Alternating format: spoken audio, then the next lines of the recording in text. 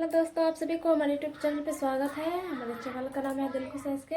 आप सब देखिए, इसे ढेर सारा प्यार दीजिए और सपोर्ट कीजिए, हमें भी आगे बढ़ाइए। और दोस्तों, मैं ये कहना चाहती हूँ कि मैं वीडियो बनाती हूँ कि हमने देख कर जल रही है बहुत भोसरी वाली, जो जल रही है उसको और जलाऊँगी, ठीक ना।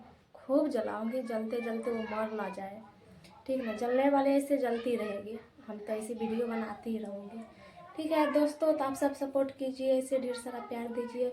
सब्सक्राइब नहीं किए हैं तो सब्सक्राइब जरूर कर लीजिए, वीडियो शेयर कीजिए। और दोस्तों, ये बात कहना चाहते हैं कि जिसको जितना भी बोलना है भोसरी वाली सब बोल सकती है, ठीक ना। जब हमको समय आएगा ना एक दिन, खुद को हम दिखा देंगे, ठीक ना।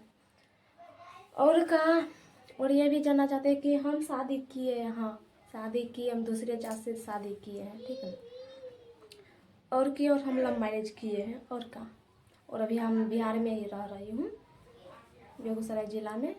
और दोस्तों, आप सब ऐसे ही मतलब सपोर्ट करते रहिए, ऐसे आगे बढ़ाते रहिए, ठीक ना।